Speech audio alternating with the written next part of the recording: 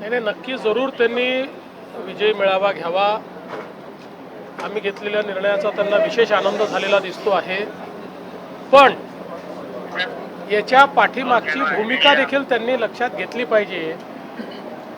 Committee तयार करणारे ते, त्या कमिटीमध्ये आपल्या उपनेत्याला टाकणारे ते, त्या कमिटीचे रिकमेंडेशन की 1ली पासून 12वी पर्यंत हिंदी सक्तीची करा, कॅबिनेटमध्ये घेणारे ते, कॅबिनेटचा निर्णय करणारे ते, निर्णयावर सही करणारे ते, मिनिट्सवर सही करणारे ते, आणि आता विजय मेळावा घेणारे तेच. मला असं वाटतं मराठी माणसाला हे लक्षात येतं कोण दुटप्पी आहे.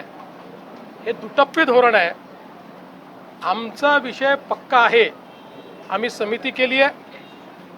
जे मराठी मुलांच्या हिताचा असेल तो निर्णय आमची समिती देईल आणि तो निर्णय आम्ही मान्य करू. कोणाचाही दबाव आम्ही मान्य करणार नाही. या ठिकाणी मराठी मुलांच्या हिताचं जे असेल तेच महाराष्ट्रामध्ये होईल आणि तोच निर्णय विद्यार्थ्यांच्या हिताचा निर्णय आम्ही घेऊ. महानगरपालिका निवडणुकीसाठी उघडलेलं दुकान आहे. पहिल्यांदा तर भाषेवर मारहाण करणं हे अतिशय चुकीचं आहे. आम्ही मराठी आहोत, आम्हाला मराठीचा अभिमान आहे आणि महाराष्ट्रात मराठी बोलली गेली पाहिजे हा आग्रह चुकीचा नाही. पण एखाद्या व्यावसायिकाला मराठी येत नाही म्हणून मारहाण करणं हे पूर्णपणे चुकीचं आहे. उद्या आपले अनेक मराठी भाषिक लोक वेगवेगळ्या राज्यामध्ये व्यवसाय करतात. त्यातल्या अनेकांना तिथली भाषा येत नाही म्हणून त्यांच्याशी पण अशीच वागणूक होईल का? भारतामध्ये अशा प्रकारची वागणूक आणि गुंडशाही ही योग्य नाही आहे आणि म्हणून अशा प्रकारची गुंडशाही जर केली तर त्याच्यावर योग्य कारवाई ही केलीच जाईल.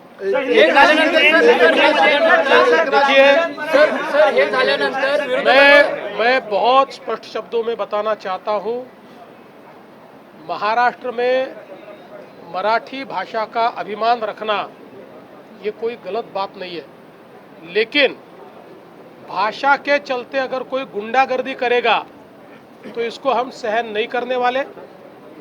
कोई अगर भाषा के आधार पर मारपीट करेगा तो ये सहन नहीं किया जाएगा. जिस प्रकार की घटना हुई है उसके ऊपर पुलिस ने FIR भी किया और कार्रवाई भी की है और आगे भी अगर कोई इस प्रकार से भाषा का विवाद करेगा तो उसके ऊपर कानूनन कार्रवाई होगी. हमको हमारी मराठी का अभिमान है, लेकिन भारत की किसी भी भाषा के साथ इस प्रकार से अन्याय नहीं किया जा सकता. ये भी हमको ध्यान में रखना पड़ेगा. और मुझे तो कभी कभी आश्चर्य होता है कि ये लोग अंग्रेजी को गले लगाते हैं और हिंदी के ऊपर विवाद करते हैं. ये कौन सा विचार है और ये किस प्रकार की कार्रवाई है? इसलिए इस प्रकार से जो लोग ऐसा कानून हाथ में लेंगे इनके साथ कड़ी कार्रवाई की जाएगी. सर,